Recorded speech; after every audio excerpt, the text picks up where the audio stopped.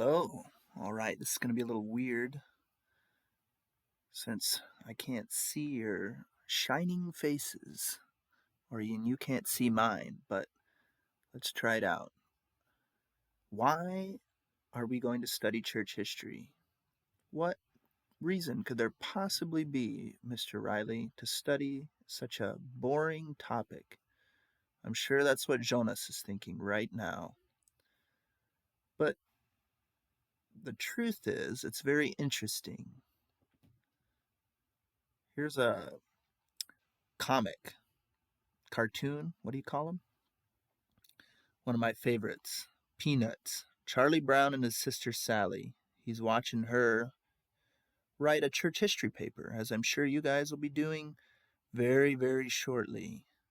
Something to look forward to. If you can't read it, feel free to pause the video and do what you can to read it. Charlie Brown is not impressed with his sister. I'm sure some of you aren't very impressed with your siblings either. You're probably not all like her, though, where you think church history only goes back to the 1930s, to when your pastor was born. No, it goes back much further, all the way back to the beginning, right? The faith, Christianity itself, is based on history. It has to be based on history. Something happened. And if that something didn't really happen, then it doesn't really matter what we're doing.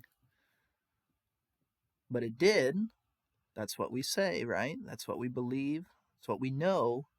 And because of that, it has ramifications for our lives. The way we live is based on what happened in the past. And how we understand that is very important. How we remember it is very important. Listen to what Moses says to the children of Israel in the book of Deuteronomy. Only be careful and watch yourselves closely so that you do not forget the things your eyes have seen or let them fade from your heart as long as you live. Teach them to your children and to their children after them. Remember the day you stood before the Lord your God at Horeb when he said to me, assemble the people before me to hear my words so that they may learn to revere me as long as they live in the land and may teach them to their children. You came near and stood at the foot of the mountain while it blazed with fire to the very heavens, with black clouds and deep darkness. Then the Lord spoke to you out of the fire. You heard the sound of the words, but saw no form. There was only a voice.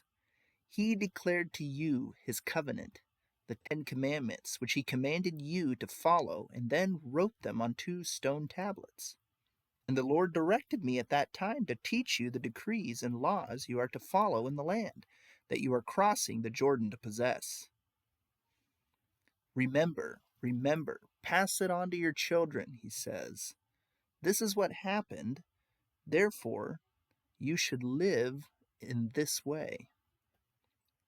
It's not just, of course, the Old Testament that talks about this, but even the New.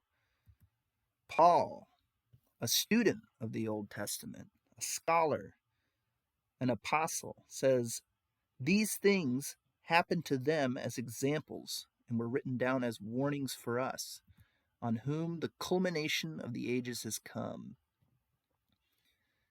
Christians, disciples of Jesus, in Paul's day and in ours, can receive instruction about how to live now from what has gone before.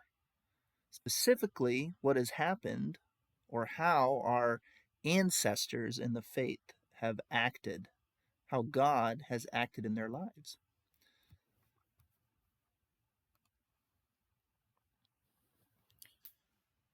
That's great, right? Okay, the New Testament people can get stuff out of it, but so too can we. Revelation, right? The last book of the Bible. It's been, I don't know, 1,900 years and some change since it's happened, since it was written down.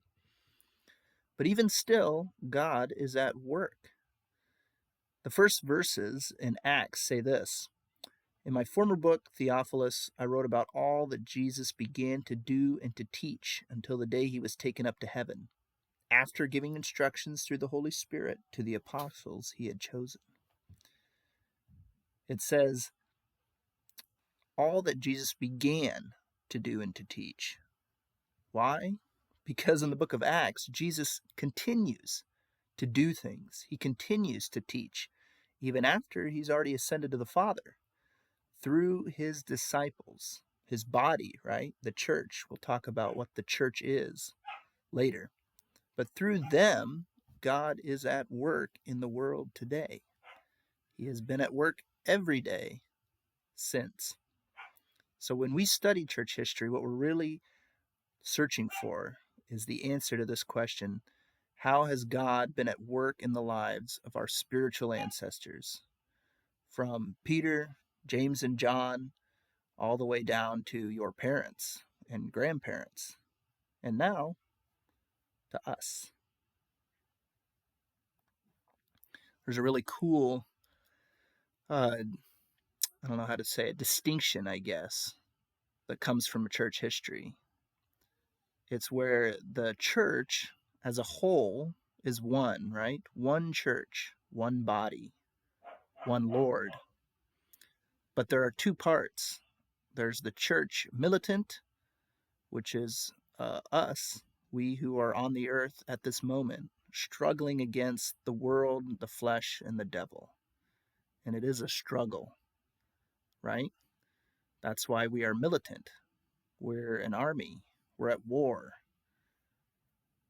On the other hand, there is a far, well, depending on how many people have already died versus how many Christians are alive, that there is a larger number, a larger share or part of the church, and that is the triumphant part.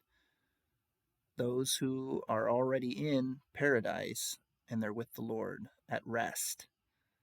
They don't struggle anymore. They have fought the fight, like Paul says. They have finished the race. They have received their crowns. They are in paradise at rest. And it's them, in large part, right, that we're going to be studying in church history. The people, our spiritual grandparents who have already gone to be with the Lord, but through whom and with whom God was acting in their day. And it gives instruction for us now. It gives us context for our lives, encouragement, and also warning. It's not like everything they did was good or perfect, right? We can receive both encouragement and warning from those in our family, the family of God, who have gone before us.